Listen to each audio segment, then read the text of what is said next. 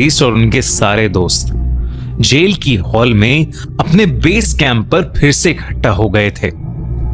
Base camp पे उन्होंने अपने एक्सपीरियंसेस शेयर किए और उन्हें कंफर्म होने लगा कि वाकई उस जेल में कुछ ना कुछ पैरानॉर्मल चीजें जरूर हैं।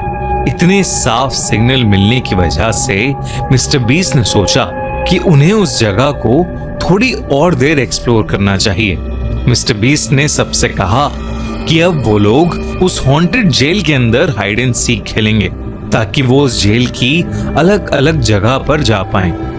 मिस्टर बीस्ट ने उन्हें चैलेंज दिया कि अगर वो उसे ढूंढ लेते हैं तो वो उन्हें $2000 देगा।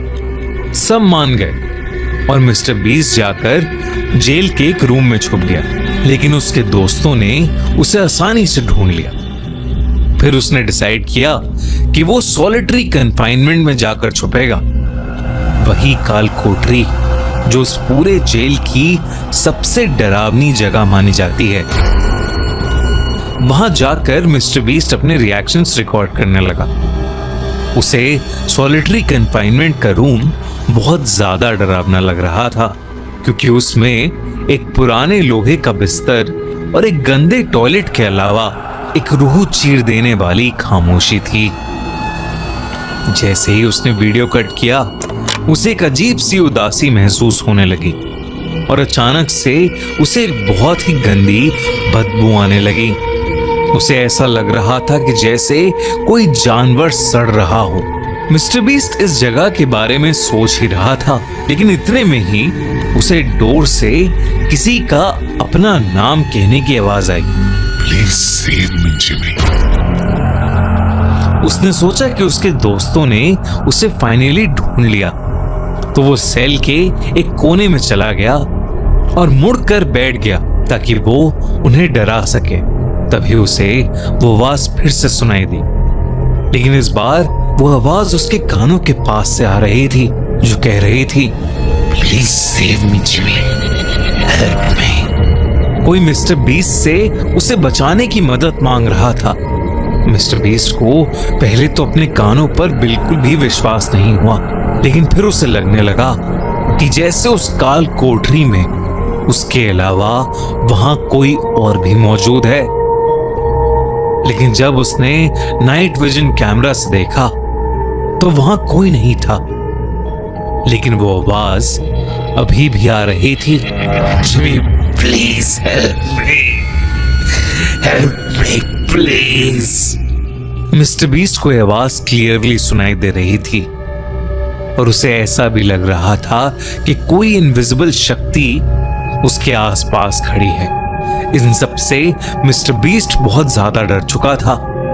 वो वहां से निकलने ही वाला था कि तभी चैंडलर और क्रिस उसे ढूंढते हुए आ गए और वो सब वहां से निकल गए। इस इंसिडेंट के बावजूद मिस्टर बीस्ट ने हिम्मत करके एक दो बार और हाइड एंड सीक खेला और उस जगह की अलग अलग लोकेशंस पर वीडियो बनाई, जहां सब ऑन कैमरा हंसी मजाक कर रहे थे। वहीं अंदर सबको डर लग रहा था। अब आखिरी और सबसे खौफनाक चैलेंज का टाइम आ गया था। जेम्स लॉकहार्ट के सॉलिटरी जे बात करने की कोशिश करना। जेम्स 22 साल का था जब उसे ओहायो की जेल में सेल नंबर 13 में डाल दिया गया था। उसे मर्डर के आरोप में 15 साल की कैद दी गई थी, लेकिन लोगों की माने तो जेम्स निर्दोष था। साथ ही साथ वो उस जेल में बिल्कुल भी रह नहीं पाता था। एक दिन उसने जेल के फर्नीचर के स्टोर से पेंट थिनर लिया और खुद पर डालकर माचिस जला दी। उसने अपने सेल के अंदर ही अपने आप को जलाकर मार डाला। कहते हैं कि उसकी आत्मा आज तक उस सेल में कैद है। जेम्स लॉकहार्ट की यही कहानी सुनकर मिस्टर बीस्ट और उसके दोस्त जेम्स के सेल में पहुंचे, पर उनके उस सेल के पास पहुंचते ही जेल के अंदर बहुत से कबूतर और बर्ड्स आ गए और उसी सेल के बाहर इधर उधर घूमकर शोर मचाने लगे। मिस्टर बीस्ट और उसकी टीम ने उनके बारे में ज्यादा नहीं सोचा और एक मेटल स्लैब पर ईएमएफ मीटर और साउंड रिकॉर्डर रख के जेम्स से बात करने की कोशिश करने लगे। उन्होंने उससे कुछ सवाल पूछे और अचानक ही ईएमएफ मीटर जोरों से ब्लिंक करने लगा। उन्होंने सेफ्टी के लिए उस कम्युनिकेशन को वहीं एंड करने का डिसीजन लिया और वो लोग वहां से चले गए। कॉनर ने पॉइंट किया कि शायद जेम्स की आत्मा वहां नहीं थी, क्योंकि कभी कभार मेटल भी ईएमएफ सिग्नल्स जनरेट कर सकता है। लेकिन तभी वो ईएमएफ मीटर फिर से बज उठा और तभी कॉनर को एकदम से सर्दी लगने लगी और उसका दम घुटने लगा। सबने उसे बिठाया और जेम्स की आत्मा से सवाल पूछने लगे। जब उन्होंने ये पूछा कि क्या वो कॉनर के पास था और उसी की वजह से ये सब हो रहा है जैसे पहले कभी नहीं हुआ था, कॉनर की आंखें एकदम से जलने लगी और उसको और ठंड लगने लगी। उन्होंने जल्दी से कैमरा कट किया, जिसके बाद कॉनर डर के मारे कांपने लगा। उसे वही काला साया फिर से दिखने लगा और इस बार उसका चेहरा कॉनर को साफ साफ दिख रहा था। एक जले हुए इंसान का भयानक चेहरा, जिसकी आंखें बिल्कुल खाली पड़ी थी और सर खुला पड़ा था। वो धीरे धीरे कॉनर के पास आ रहा था और कॉनर दर्द से छटपटा रहा था।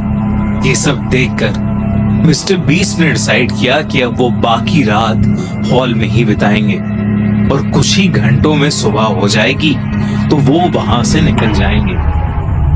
उन सब ने अपने स्लीपिंग बैग्स एक दूसरे के पास लगा लिए और सोने की कोशिश करने लगे। कॉनर अभी भी डरा हुआ था। वहीं मिस्टर बीस्ट उसके साथ जो सॉलिटरी कन्फाइनमेंट और हॉस्पिटल हॉलवे में हुआ था उसे समझने की कोशिश कर रहा था। दोनों ने एक एक पेन किलर खाई और सब कुछ भुलाकर सोने की कोशिश करने लगे।